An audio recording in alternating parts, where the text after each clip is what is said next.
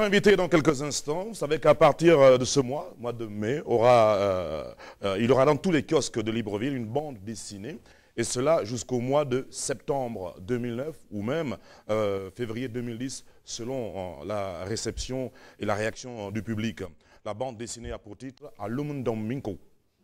Oui, Alum Dong Minko. Vous pouvez deviner où est-ce qu'on va là. Hein. C'est une adaptation du récit Mvet du maître conteur Mvono Eko Emmanuel. Et pour nous en parler, on va accueillir sur ce plateau tout de suite même, et pour la première fois, en bande dessinée, mais pour en parler, voici M. Privat Ngomo, s'il vous plaît.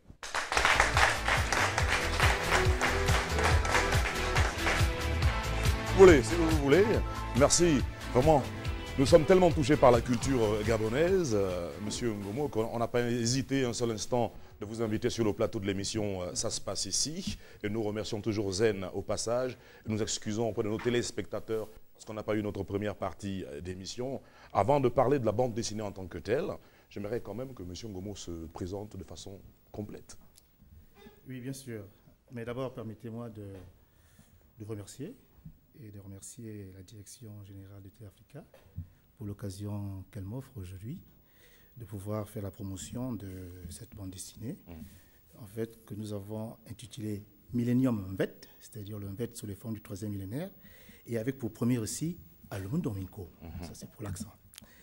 Je profite de l'occasion, parce que je suis à la télévision, pour remercier les personnes qui ont vraiment participé et qui ont contribué à la réalisation de cette œuvre. Je pense notamment à ceux qui ont traduit le récit, parce que c'était un récit, en fait, en langue fan, qui n'existe dans aucun document écrit en français. Il a fallu traduire ce récit.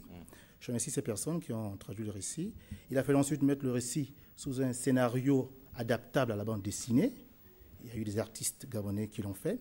Et ensuite, je remercie les personnes qui ont dessiné, qui ont fait les différentes planches, donc les peintres, les dessinateurs, les encreurs. Je veux aussi remercier les infographes qui ont permis de mettre ce support sous forme numérique. Et comme vous le voyez, ce n'est pas de la mauvaise qualité. Je veux également remercier les prestataires qui nous ont permis d'aboutir à ce produit final. Je pense à Isilan, qui nous a donné quelques conseils, de Yves Mvele. Et bien entendu, je pense à M. Manfumbi Gracia de Africa Mediatek, qui en fait est à l'origine du document final. Voilà. Exactement. Donc je tenais quand même d'abord à remercier ces personnes, parce que sans elles, je ne pense pas que je serais ici aujourd'hui à pouvoir présenter cette œuvre à la fois culturelle et artistique. Mais enfin, je ne pourrais pas terminer sans dire merci et sans rendre hommage au ministère de la Culture qui a soutenu l'action quand nous nous sommes rapprochés donc, de ces services, et à l'ambassade de la République fédérale d'Allemagne qui nous a vraiment donné envie d'aller jusqu'au bout. Maintenant, cela étant dit, je vais me présenter, comme vous l'avez demandé. Oh, il faut bien. Je suppose quand même que le public qui est ici ne me connaît pas. Je suis Privat Ngomo.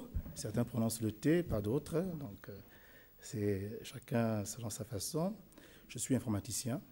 Je suis du ministère de l'économie et des finances. Je suis actuellement affecté au ministère de l'économie forestière, où j'exerce la fonction de chargé d'études au cabinet du ministre pour les questions informatiques. Voilà ce qui est de ma casquette officielle. Ouais. Maintenant, officieusement, je suis à mes heures perdues, quelque peu artiste. J'ai eu l'occasion, et ça a été un plaisir pour moi, de jouer dans le dernier film du cinéaste gabonais Imunga Ivanga. Absolument. J'ai joué le rôle du président Maro Mutunyama, un président très dictateur d'un État d'Afrique, un État imaginaire, bien entendu, d'Afrique centrale, l'État de la Beng. Dans le Zamunda. Et donc, je jouais ce rôle. Ça a été très amusant, je le reconnais, mais en même temps une expérience enrichissante et très intéressante pour moi. C'était la première fois que je me trouvais devant une caméra, comme en ce moment. Et puis, il semble que ma prestation ait plu, puisqu'après, les producteurs de la série Les Années Écoles, je pense notamment à Alain Oyoué, je crois, si je ne me trompe pas, ils ont voulu que je joue le rôle de M. Bouketou. Donc, un père de famille quelque peu dépassé par les agissements de ses enfants devenus adolescents. Donc, ça a été une expérience tout à fait différente, mais tout aussi bien. Et je suis un peu, pas un peu, je suis très passionné de bande dessinée, amateur, mais également dessinateur. Je peux faire le portrait de Stéphane, si je le souhaite, en noir et blanc ou en couleur. J'ai ce talent, c'est donné par Dieu. Et je me suis beaucoup passionné de culture, moins quand j'étais jeune, plus quand j'ai fait mes études en France. D'accord. Donc j'étais très passionné de culture gréco-latine. Je suis même allé du côté de la culture précolombienne américaine. J'ai voulu savoir un peu la culture du côté asiatique, hindouiste, Moyen-Orient, mésopotamique. Et je me suis rendu compte que finalement, j'ai fait peut-être un peu le tour, sans jamais pénétrer le fond, mais un peu le tour des cultures du monde, parce que je suis très porté quand même sur la culture humaine, pas la culture des nations et des empires, mais la culture de l'homme. Et je me suis rendu compte que ma propre culture, je ne la connaissais pas. Et quand on me posait des questions très précises sur ma culture, je l'ignorais. Alors je me suis dit, la meilleure façon peut-être de me racheter. Y a-t-il eu des similarités par rapport à ces cultures-là que vous avez visitées avec la nôtre, bien entre elles?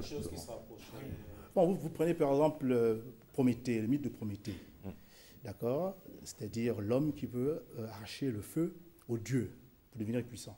On retrouve ça un peu dans l'imagerie d'une bête, l'immortalité. D'accord? Il y a ces aspects que nous retrouvons. Le panthéon d'une bête à Komamba, Ngbondo, Ndutumufulu ressemble un peu au panthéon, par exemple, des dieux égyptiens ou des dieux grecs ou romains. Donc on se rend compte, en fait, quand on commence à pénétrer notre propre univers, qu'il y a des similitudes. Voilà.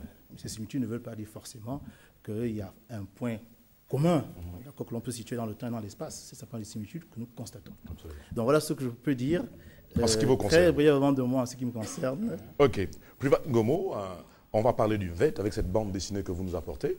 Donc c'est quoi l'homme VET déjà de façon générale pour qu'on se fixe bien? C'est quoi l'homme VET?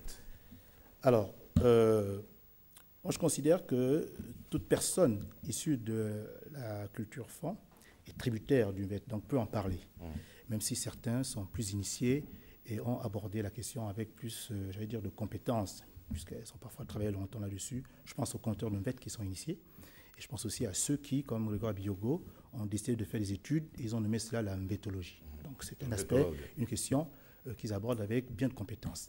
Pour ma part, en tant que profane, ce que je peux dire, c'est que le MVET est l'art total fon. C'est-à-dire dans le MVET, vous retrouvez un peu tous les aspects de la culture fon, de la culture Ntumu. Les aspects qui ont trait au rituel, les aspects qui ont trait à la morale, les aspects qui ont trait à la philosophie, les aspects qui ont trait en fait à la vie au quotidien. Maintenant, quand j'ai commencé vraiment à m'intéresser au MVET et que j'ai voulu en saisir un peu la substance, je me suis rendu compte qu'il y a des points cardinaux qui tiennent le paradigme VT1. Vous avez comme premier point, je pense, la variance et l'invariance. L'invariance renvoie à l'immortalité, à ce qui est immuable. Et la variance renvoie à la mortalité, à ce qui est muable. Alors, ces deux mondes ne sont pas juxtaposés. Ces deux mondes s'opposent. Donc, le deuxième point que je vois, c'est la dualité. Il y a le monde des immortels qui s'oppose au monde des mortels. Les immortels ont réussi à acquérir le secret de l'immortalité. Voilà. Et on le raconte très bien dans une histoire. En fait, c'est au cours d'un combat qu'Akomamba va livrer à Andomela. Lequel est immortel? Akomamba, à l'époque, n'était pas encore immortel. Parce que dans un premier temps, je pose le cadre du bête. Mais après, les prochains récits que nous allons réaliser vont introduire progressivement le lecteur dans l'univers MVT1. D'accord. Donc, à la limite, ce n'est pas bien de raconter tout ici, sinon plus personne n'ira acheter la bande dessinée. Oui, mais au moins, on peut quand même présenter la trame, le squelette. D'accord. Et puis maintenant, la chair, ouais, et tout le reste viendra par la suite. Mais au niveau du paradigme MVT1, pour que les gens puissent bien comprendre, parce que le MVET se différencie quand même de certaines épopées africaines comme celle de Sunata Keita.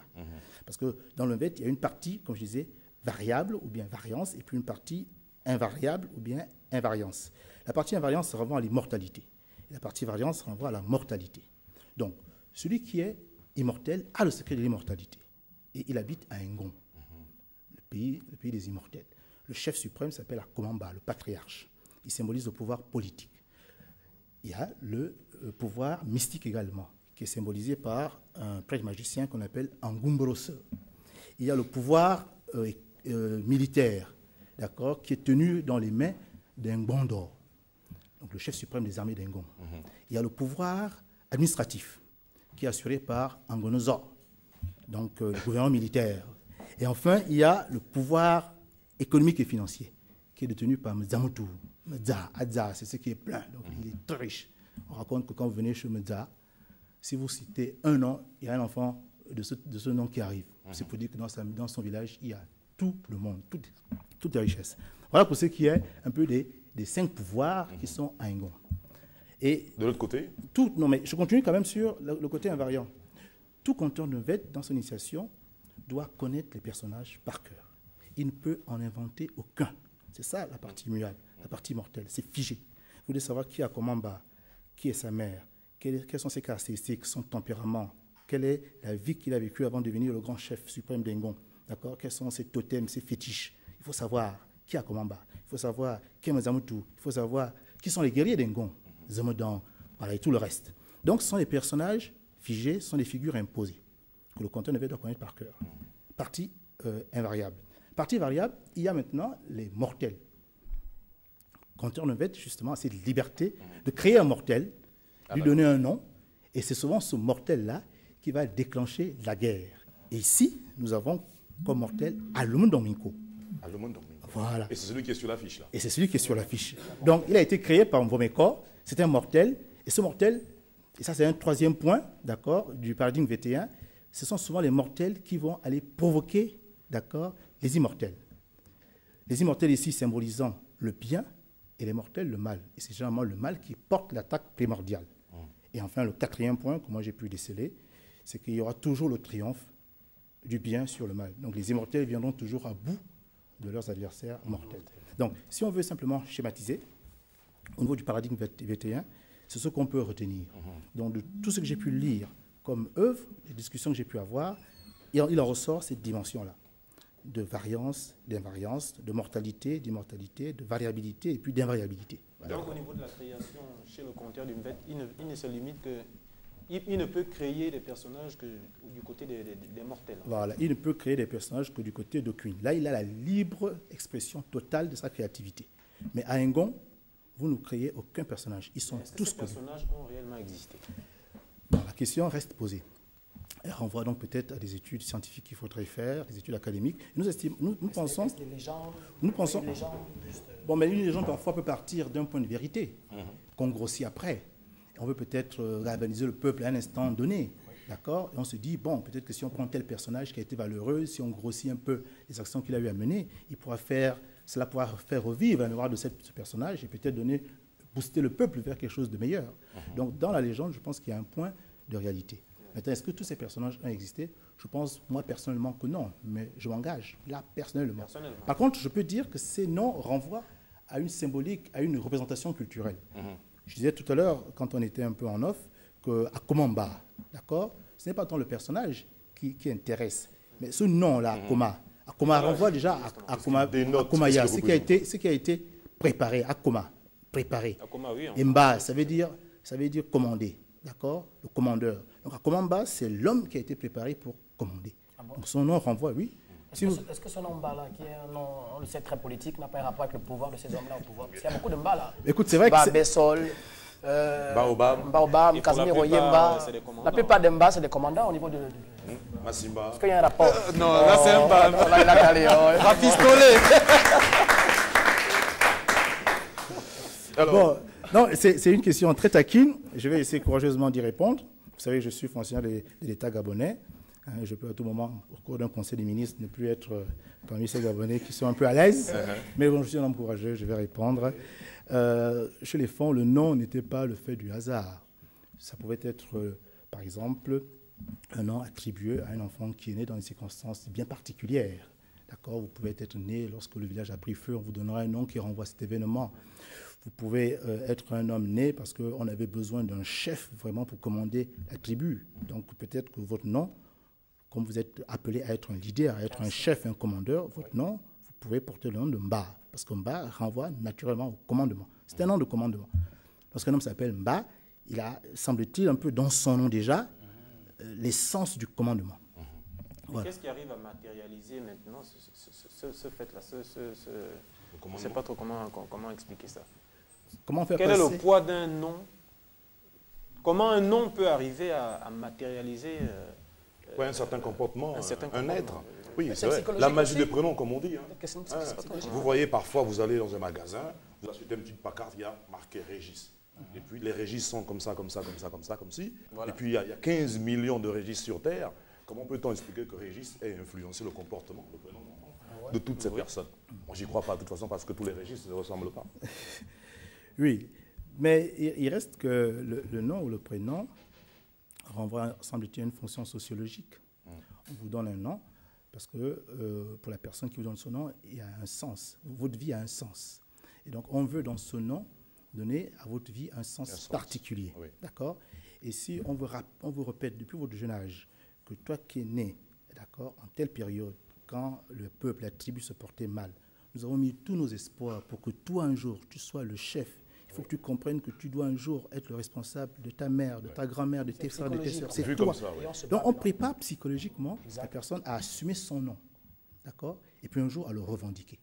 Et ce n'est pas après un hasard, c'est une personne qui a été bien formée, d'accord, qui a été préparée mystiquement. Là, j'ai parlé de l'approche, on va dire, psychologique, l'autosuggestion.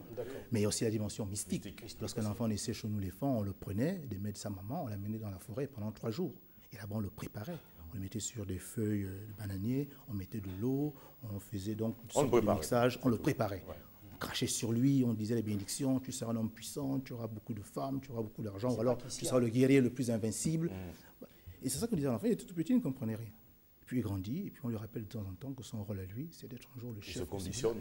Et les autres aussi à côté commencent à lui témoigner cette différence. Et lui, il commence à se prendre au jeu. Ouais. Au bout d'un moment, il rentre dans la peau du personnage qu'on a créé pour lui, et il devient le commandeur. Et il s'appelle Mba. Voilà. Donc, ce n'est pas un hasard si le premier président du Gabon s'appelait Léon Mba. Ah, j'étais préparé. Et le deuxième s'appelle Ondimba. Ah, oui, c'est la cabine. Qui sera le troisième? Massimba. Non.